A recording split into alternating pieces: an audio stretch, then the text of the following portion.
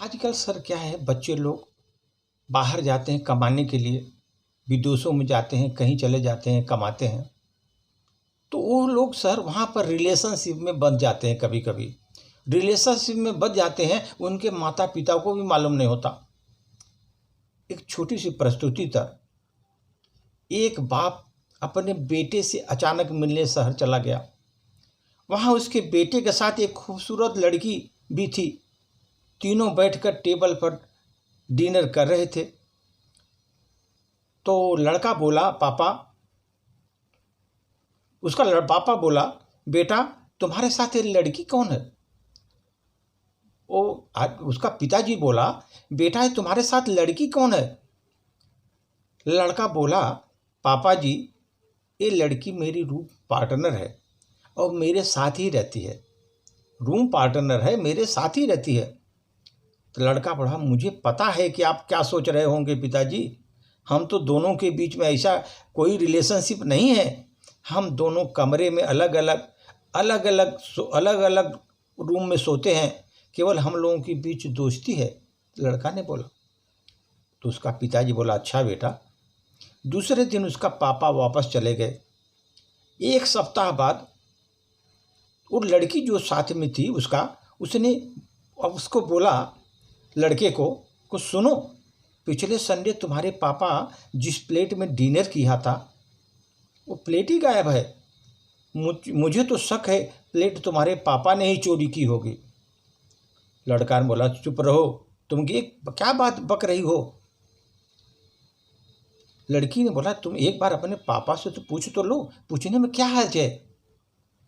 लड़का बोला, ठीक है पूछता हूँ। लड़का ने अपने पापा को ईमेल लिखता है, सर, डियर पिताजी, मैं ये नहीं कह रहा हूँ कि आपने प्लेट चोरी की है। मैं ये भी नहीं कह रहा हूँ कि आपने प्लेट चोरी की है। अगर आप गलती से प्लेट ले गए हैं तो प्लीज़ आज उसे वापस कर दीजिए, क्योंकि वो लड़की की लकी प्लेट है। अब उसे वापस कर दीजिए। अगर गलती से आप ले गए होंगे तो गलती से तो लड़की की लकी प्लेट है, उसको वापस कर दीजिए। उसने ईमेल में लिखा, आपका पुत्र।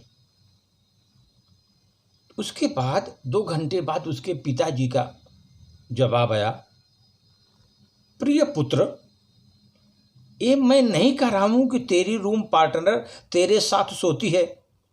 मैं ये भी नहीं कह रहा हूँ कि वो तेरे साथ नहीं सोती, मगर फिर भी पूरे हफ्ते में वो लड़की एक बार भी अपने कमरे के बेडरूम में सो जाती तो उसके तकिए के नीचे ही मैंने प्लेट रख दिया था, छुपा कर रख दिया था उसके तकिए के नीचे। अगर एक हफ्ते से अगर अपने बिस्तर पर सोती तो उसको मालूम हो जाता कि प्लेट तकिया के नीचे है। मैंने वहाँ पर उसके तकिए के नीचे छिपा दिया था, यही पता करने के लिए कि वो दोनों एक साथ सोते हैं या अलग अलग। और इसके बाद नीचे लिखे, तुम्हारे पिताजी। आखिर बाप ही होता है सर।